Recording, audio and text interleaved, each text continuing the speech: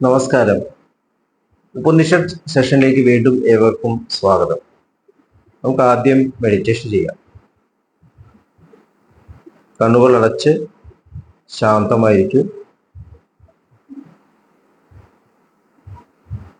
ഭൂമി മാതാവിനോടും സർവചരാചരങ്ങളോടും അന്തരീക്ഷത്തോടും കൃതജ്ഞത രേഖപ്പെടുത്തും. ഭൂമി മാതാവിൽ നിന്നുമുള്ള ഹീലിംഗ് എനർജി കാലുകളിലൂടെ പ്രവേശിച്ച് ശരീരം മുഴുവൻ വ്യാപിക്കുന്നതായും ശരീരത്തിലെ എല്ലാ ഭാഗങ്ങളെയും എല്ലാ കോശങ്ങളെയും റിലാക്സ് ചെയ്യാൻ സഹായിക്കുന്നതായും അനുഭവിക്കും.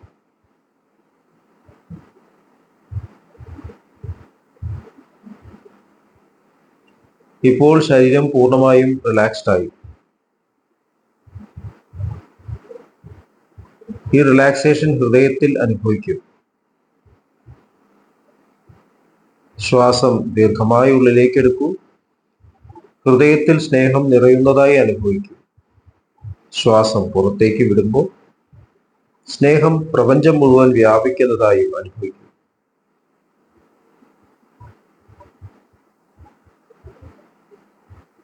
ഹൃദയത്തിൽ കുടികൊള്ളുന്ന സ്നേഹത്തിന്റെ സ്രോതസ്സിൽ നിന്നും ഉദ്ഭവിക്കുന്ന ദിവ്യപ്രകാശം മനസ്സിനെ ആകർഷിക്കുന്നതായി അനുഭവിക്കും. ആ ദിവ്യപ്രകാശത്തിൽ ധ്യാനം ആരംഭിക്കും. മനസ്സിൽ ചിന്തകൾ വരുന്നുണ്ടെങ്കിൽ മൃദുവായി അവയെ അവഗണിക്കുക. ദിവ്യപ്രകാശത്തിൽ ധ്യാനം തുടരുക. Please start meditation.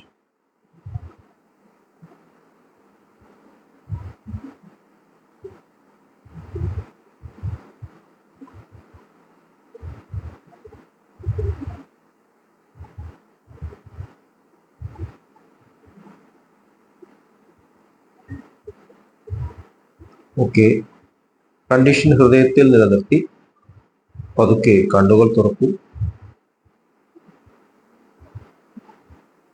എല്ലാവരെയും ഹാർദമായി ഹാർട്ട്ഫുൾനെസ് സഹജമാർ മെഡിറ്റേഷൻ സിസ്റ്റത്തിലേക്ക് സ്വാഗതം ചെയ്യും. എങ്ങനെ ജോയിൻ ചെയ്യാം എന്നതിൻ്റെ ഡീറ്റെയിൽസ് ഡിസ്ക്രിപ്ഷൻ ബോക്സിൽ കൊടുത്തിട്ടുണ്ട്. നമ്മൾ ഛാന്തോക്യ ഉപനിഷത്തിലെ 5-ാമത്തെ അധ്യായത്തിലെ 10-ാമത്തെ ഖണ്ഡമാണ് ഡിസ്കസ് ചെയ്യാൻ പോകുന്നത്. ആദ്യ ശ്ലോകം: തദ്യ ഇത്തം വിദുർഗേജേമരണ യേ ശ്രദ്ധ തപ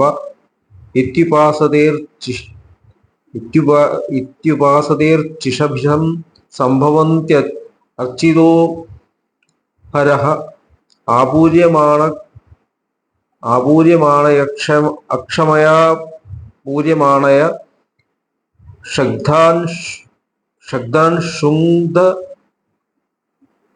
ഷദ്ദാണ്ടുദംഗേ ഹി മാസാൻ മാസേഭ്യ സംവത്സരം ആദിത്യചന്ദ്രമസം ചന്ദ്രമസോ വിദ്യുതം തത്പുരുഷോ മാനവ സ ഏനാൻ ബ്രഹ്മ ഗമയത്യേഷ ദേവയാത പന്ഥ ഇതി. അതുകൊണ്ട് ഇതറിയുന്നവൻ വനത്തിൽ വിശ്വാസം തപസ്സാണ് എന്ന ചിന്തയിൽ പൂജിച്ചു വന്നു. ആ തീതാളങ്ങളിലേക്ക് പോകുന്നു. ആ നാളത്തിൽ നിന്നും ദിവസത്തിൽ നിന്ന് ചുരുങ്ങുന്ന ചന്ദ്രന്റെ പകുതി മാസത്തിലേക്ക്, അവിടെ നിന്ന് സൂര്യൻ വടക്കോട്ട് സഞ്ചരിക്കുന്ന 6 മാസത്തിലേക്ക്, ആ മാസങ്ങളിൽ നിന്നും വർഷത്തിലേക്കും, വർഷത്തിൽ നിന്ന് സൂര്യനിലേക്കും, സൂര്യനിൽ നിന്ന് ചന്ദ്രനിലേക്ക്, ചന്ദ്രനിൽ നിന്നും ഇടിമിന്നലിലേക്ക് അമാനവൻ ആയ ഒരു പുരുഷൻ ഉണ്ട്. അവൻ ബ്രഹ്മത്തിലേക്ക് അവനെ നയിക്കുന്നു. ഇതാണ് ദേവന്മാരിലേക്കുള്ള പാത. 3-ാമത്തെ ശ്ലോകം: അഥയ ഇമേ ഗ്രാമ ഇഷ്ടാപൂർത്തേ ദത്തമിത്യുപാസതേ തേ ധൂമമസി സംഭവന്തി ധൂമാദ്രത്രിം രാത്രേരപരവക്ഷമാരപരക്ഷാദ്യാൻ ഷഡ് ദക്ഷിണൈരി മാസാം സ്ഥാത്രൈരേ സംവത്സരംഭി പ്രാപ്നുവന്തി. 4-ാമത്തെ ശ്ലോകം: മാസേഭ്യ പിതൃലോകാദാകാശമാകാശാത് ചന്ദ്രമസം മേഷം സോമോ രാജ തദ്ദേവനാമന്നം തം ദേവ ഭക്ഷയന്തി. പക്ഷേ ഗ്രാമത്തിൽ യജ്ഞത്തിൽ വിശ്വാസത്തോടെ പൂജിക്കുമ്പോൾ, ദാനം ചെയ്യുമ്പോൾ അവർ പുകയിലേക്ക് പോകും. പുകയിൽ നിന്ന് രാത്രിയിലേക്ക്, രാത്രിയിൽ നിന്നും മാസത്തിലേക്ക്, രണ്ടാം പകുതിയിലേക്ക്, അവിടെ നിന്ന് സൂര്യൻ തെക്കോട്ട് നീങ്ങുന്ന 6 മാസത്തിലേക്ക്. അവൻ വർഷത്തിലേക്ക് എത്തുന്നില്ല. ആ മാസങ്ങളിൽ നിന്ന് പിതൃലോകത്തിലേക്ക്, അവിടെ നിന്ന് ആകാശത്തിലേക്ക്, അവിടെ നിന്ന് ചന്ദ്രനിലേക്ക്. അതാണ് സോമരാജൻ, അതാണ് ദേവന്മാരുടെ അന്നം. ദേവന്മാർ അത് ഭക്ഷിക്കുന്നു.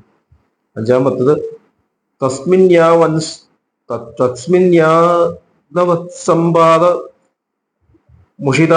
മുഷിത്വാധൈതമേവാധ്വാനം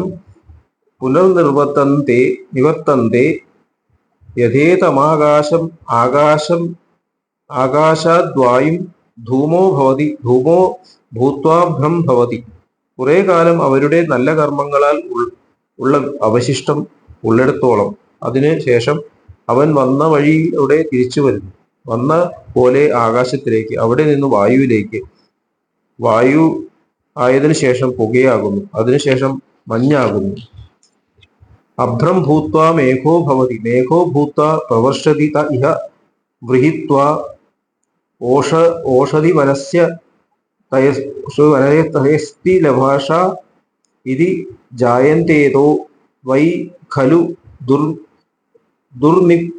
ദുർനിഷ്പ്രപതരം യോ ഹാന്നമതി യോ രേത സിഞ്ചതി തദ്ഭൂയ ഏവ ഭവതി. മഞ്ഞ് ആയതിനു ശേഷം അവൻ മേഘമായി, മേഘമായതിനു ശേഷം അവൻ മഴയാകും. അവൻ ഇവിടെ അരിയായും ബാർലിയായും ഔഷധമായും മരങ്ങളായും എള്ളിന്റെ ചെടികൾ പയറുമായും ജനിക്കുന്നു. അതിനുശേഷം പ്രകടമാകാൻ വിഷമിക്കുന്നു. കാരണം ആരെങ്കിലും അത് അന്നമായി ഭക്ഷിച്ച് ശുക്ലമായി വിസർജിക്കുമ്പോൾ മാത്രമാണ് അവന് വീണ്ടും വളരുന്നത്. 7 തദ്യ ഇഹ രമണീയ ചരണ അഭ്യാസോ യത്തേ രമണീയം യോനിപദ്യരൻ ബ്രാഹ്മശോനിം വാ ക്ഷത്രിയോനിം വാ വൈശ്യയോനിം വാ തം ഇഹ കപൂയ ചരണ യത്തേ കപൂയാം യോനിമാപദ്യരേരൻ സ്വായോനിം വാ സുഗരയോനിം വാ ചണ്ടാലയോനിം വാ. അതുപോലെ ഇവിടെ നല്ല സ്വഭാവമുള്ളവർ അവർ നല്ല ഗർഭത്തിൽ എത്തുന്നു. ബ്രാഹ്മണ ഗർഭത്തിലോ ക്ഷത്രിയ ഗർഭത്തിലോ വൈശ്യഗർഭത്തിലോ എത്തുന്നു. മോശമായ സ്വഭാവം ആണെങ്കിൽ മോശമായ ഗർഭത്തിൽ നായയുടെയോ പന്നിയുടെയോ ചണ്ടാളന്റെയോ ഗർഭത്തിലെത്തുന്നു.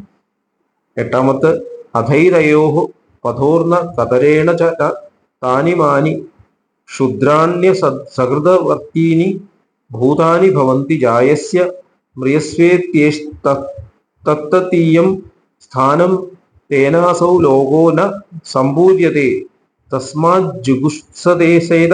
യുഗുപ്സേത തദേശ ശ്ലോക. എങ്കിലും ഈ വഴികളിലും ചെറുതും നിരന്തരം തിരിച്ചു വരുന്ന പ്രാണികൾ അവരെ പറ്റി പറഞ്ഞു ഇരിക്കുന്നു. ജനിക്കും മരിക്കും, അവരുടേതാണ് 3ാമത്തെ അവസ്ഥ. അതിലൂടെ ആ ലോകം നിറയ്ക്കപ്പെടുന്നില്ല. അതുകൊണ്ട് ഒരുവൻ സ്വയം സുരക്ഷിതനാകാൻ ശ്രമിക്കണം. അതേക്കുറിച്ചാണ് ഇനിയുള്ള ശ്ലോകം. 9 സ്തേനോ ഹിരണ്യസ്യ സുരാം പിനംശ്ച ഗുരോസ്തൽപമാവാസാൻ ബ്രഹ്മഃ ച ഏതേ പതന്തി ചത്വാര പഞ്ചമശ്ചാചാരം സ്തൗരൈരി. സ്വർണത്തിന്റെ കൊള്ളയടിക്കുന്നവൻ, മദ്യപാനി, ശിക്ഷകന്റെ കിടക്ക കയ്യേറുന്നവൻ, ബ്രാഹ്മണനെ വധിക്കുന്നവർ, ഈ 4 പേരും താഴോട്ട് പതിക്കുന്നു. 5ാമത്തെ അവരുടേതുമായി ഭാര്യാഭർത്തൃബന്ധം തേടുന്നവർ. 10 അഥഃ യ ഏതാനേവം പഞ്ചാഗ്നീൻ വേദ ന സഹ തൈരപ്യാചൻ പാപ്മാന ലിപ്യേതേ ശുദ്ധ പൂത പുണ്യലോകോ ഭവതി യ ഏവം വേദ. പക്ഷെ ഈ 5 അഗ്നികൾ അറിയുന്നവൻ പാപത്താൽ കളങ്കപ്പെടുന്നില്ല. അവരുമായി ബന്ധപ്പെടുന്നുണ്ടെങ്കിലും അവൻ ശുദ്ധൻ, പരിശുദ്ധ ലോകത്തിന്റെ ഉടമസ്ഥനും ആകുന്നു. ഇതറിയുന്നവൻ. ഇപ്പോ ഒരു സോളിന്റെ യാത്രയെ കുറിച്ചാണ് ഇവിടെ ചാന്തോക്യ ഉപനിഷത്ത് എക്സ്പ്ലെയിൻ ചെയ്യുന്നത്. അപ്പോൾ നമുക്ക് വളരെ കോംപ്ലിക്കേറ്റഡ് ആയിട്ട് തോന്നാം. വളരെ സിമ്പിളായിട്ട് പറയുന്നുണ്ട്. സ്വഭാവമാണ് നിശ്ചയിക്കുന്നത്.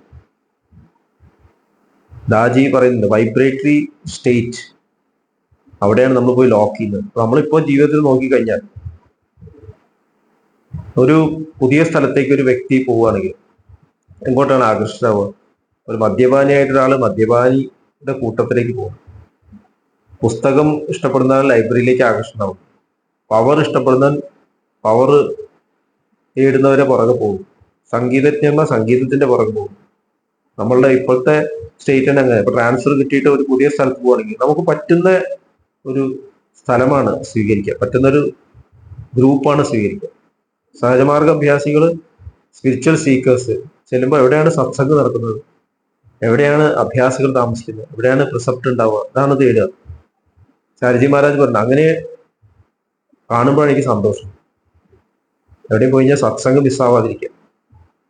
ഇപ്പൊ വിവാഹമൊക്കെ നടക്കുമ്പോൾ വേറെ സ്ഥലത്താണെങ്കിൽ ആദ്യം എവിടെയാണ് സത്സംഗം നടക്കുന്നതാണ് ഞങ്ങൾ നോക്കാറ്. അതിനനുസരിച്ചിട്ട് അഡ്ജസ്റ്റ് ചെയ്യും. കല്യാണത്തിന് ടൈം ആകുമ്പോഴേക്കും ഓടിയെത്തും.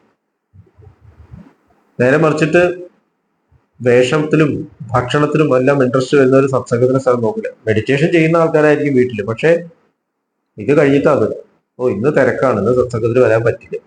അത് നമ്മുടെ വൈബ്രേറ്ററി സ്റ്റേറ്റിനെയാണ് കാണിക്കുന്നത്. എവിടെയാണ് നമ്മൾ നിൽക്കുന്നത് എന്നുള്ളത് മനസ്സിലാവും. നമ്മുടെ അട്രാക്ഷനാണ്, നമ്മൾ എങ്ങോട്ടാണ് അട്രാക്ട് ആവുന്നത്.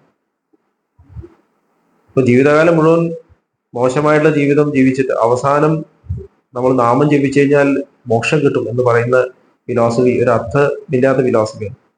നമ്മുടെ മനസ്സിന്റെ വൈബ്രേഷൻ. നമ്മൾ ലോകത്തിലേക്ക് നോക്കുക, എങ്ങനെയാണ് ഞാൻ ലോകത്തെ കാണുന്നത്? ഞാനിവിടെ വെറുപ്പോടെ ആണ് കാണുന്നത്, ഇവിടെ എല്ലാം നെഗറ്റീവായിട്ടാണ് കാണുന്നത്. അത് എത്രത്തോളം നമുക്ക് പോസിറ്റീവ് ചെയ്യും, എത്രത്തോളം ഇവിടെ നമുക്ക് എല്ലാവരുമായിട്ട് ഇടകലർന്ന് ജീവിക്കാൻ സാധിക്കും, ഹിംസയില്ലാണ്ട് ജീവിക്കാൻ സാധിക്കും, അഹിംസാ ബോധത്തിൽ ജീവിക്കാൻ സാധിക്കും. ഇതൊക്കെ നമ്മുടെ വൈബ്രേറ്ററി സ്റ്റേറ്റിനെയാണ് കാണിക്കുന്നത്. മഹാത്മാഗാന്ധിജി ഈശ്വരൻ സത്യമാണ് എന്ന്, ട്രൂത്ത് ഇസ് ഗോഡ്. എങ്ങനെയാണ് നമ്മൾ സത്യത്തോട് അടുക്കുന്നു എന്ന് മനസ്സിലാവുക? നമ്മളുടെ പുറമേയുള്ള ദർശനത്തോട്. അതാണ് അഹിംസ എന്ന് മഹാത്മാഗാന്ധി. എനിക്ക് വളരെ വളരെ ഇംപ്രസീവ് ആയിട്ടൊരു മെത്തേഡായിട്ട് തോന്നിയിട്ടുണ്ട്. നമുക്ക് നമ്മുടെ ഉള്ളിലുള്ള ആ സ്റ്റേറ്റ് ഇവിടെ ഹിംസ ഇല്ലാതെ എക്സ്പ്രസ് ചെയ്യാൻ പറ്റുന്നു, ചിന്തയിലും വാക്കിലും പ്രവൃത്തിയിലും ജീവിക്കാൻ പറ്റുന്നുണ്ട്. അങ്ങനെയാണ് ഞാൻ ആ ലെവൽ ഓഫ് ട്രൂത്തിലാണ്. ഞാൻ സത്യസന്ധനാണ് എന്ന് പറയുന്നു, പക്ഷെ ചില സമയങ്ങളിൽ എനിക്ക് നുണ പറയേണ്ടി വരും. അങ്ങനെയാണ് ഞാൻ സത്യസന്ധനല്ല. എനിക്ക് വളരെ സ്നേഹമുണ്ട് എന്ന് പറയുന്നു, പക്ഷെ സമൂഹത്തിൽ ആ സ്നേഹം എക്സ്പ്രസ് ചെയ്യാൻ സാധിക്കും. അപ്പൊ നമുക്ക് സ്നേഹമായിട്ടില്ല. അപ്പൊ എക്സ്പ്രഷനിൽ ഇത് കൊണ്ടുവരണം, ഹിംസയില്ലാതെ, വേദനിപ്പിക്കാതെ. ഞാൻ അനുഭവിക്കുന്ന കാര്യങ്ങൾ വേറെ ആൾക്ക് വിഷമമില്ലാതെ എനിക്ക് അവതരിപ്പിക്കാൻ സാധിക്കുകയാണെങ്കിൽ ഞാൻ വൈബ്രേറ്ററി പൊട്ടൻഷ്യൽ വരും. ഈശ്വരന്റെ സ്ഥിതി ആലോചിച്ചു, എല്ലാ സ്ഥലത്തും എല്ലായിടത്തും വസിക്കുന്നു, എല്ലാ ഹൃദയങ്ങളും വസിക്കുന്നു. നമ്മൾ ആ ഡിവൈൻ സ്റ്റേറ്റിലെത്താനാണ് ഈ സാധനയൊക്കെ ചെയ്യുന്നത്. അപ്പൊ അങ്ങനെ എല്ലാ ഹൃദയങ്ങളിലും എല്ലാവർക്കും ജീവിക്കാൻ പറ്റുന്ന തരത്തിൽ മാറുന്നുണ്ടോ എന്നുള്ളതാണ് നമ്മൾ ആലോചിക്കുന്നത്. അല്ലെങ്കിൽ മോക്ഷപ്രാപ്തി സാക്ഷാത്കാരം എന്ന് പറയുന്നതിന് അർത്ഥമില്ല. ഇപ്പൊ വനത്തിലോ ഗ്രാമത്തിലോ ഒന്നല്ല പ്രാധാന്യം. ഇവിടെ വനം എന്ന് പറയുമ്പോൾ കാട്ടു പോവാന്നല്ല അർത്ഥത്തിലല്ല. ബാബുജി മഹാരാജാണ് create a forest in your house ആണ്. വീടുകളിൽ നമ്മൾ നമ്മുടെ മെഡിറ്റേഷൻ ഹാള്, മാറി നിൽക്കാൻ പറ്റുന്ന ഒരു സ്ഥലം, എല്ലാ വിഷമങ്ങളും മാറി നമുക്ക് ഇരിക്കാൻ പറ്റുന്ന ഒരു സ്ഥലം, ഡിസ്റ്റർബൻസ് ഇല്ലാതിരിക്കുന്ന ഒരു സ്ഥലം, അത് നമ്മൾ കണ്ടെത്തിയിട്ട് അവിടെ നമ്മൾ മെഡിറ്റേറ്റ് ചെയ്യണം. ക്രമേണ ക്രമേണ ഹൃദയത്തിൽ തന്നെ ആ സ്ഥാനം കണ്ടെത്താൻ സാധിക്കും. പിന്നെ എവിടെ ചെന്നാലും ഡിസ്റ്റർബ് അല്ലാതെയാവും. അതാണ് ഡിവൈൻ സ്റ്റേറ്റ് എന്ന്. അപ്പൊ തുടക്കം നമുക്ക് പറ്റുന്ന ഒരു ലാബറട്ടറി പോലെ ഒരു റൂം ഉണ്ടാക്കണം. ക്രമേണ ക്രമേണ അത് ഉള്ളിൽ തന്നെയായിട്ട് മാറും. നമുക്ക് പിന്നെ ഒരിക്കലും വീഴുന്ന ഒരു സ്റ്റേറ്റ് എത്തില്ല. അതാണ് ഏറ്റവും ഉയർന്ന പരംഭാവം എന്ന് ഭഗവാൻ പറഞ്ഞു. അവിടെ എത്തിയിട്ടുണ്ടോ? യദ്ഗത്വാന്ന് നിവർത്തന്തേ തദ്ധാമ പരമം മമ. അതായത് എനിക്ക് ഈ സ്നേഹത്തുനിന്ന് താഴേക്ക് വിടാനുള്ള ഒരു സാധ്യതയില്ല എന്ന് മനസ്സിലാവുമ്പോഴാണ് പരംഭാവത്തിലെടുക്കുന്നത്. അപ്പൊ നമ്മൾ ഇൻട്രോസ്പെക്ട് ചെയ്ത് റെക്കോർഡ് ചെയ്യേണ്ട ആവശ്യമില്ല എവിടെയാണ് നമ്മൾ. ഇത്രയും പറഞ്ഞുകൊണ്ട് ഇന്നത്തെ ഡിസ്കഷൻ ഇവിടെ അവസാനിപ്പിക്കാം. അടുത്ത സെഷൻ വരെ ഇവിടെ വാങ്ങുന്നു. നന്ദി, നമസ്കാരം.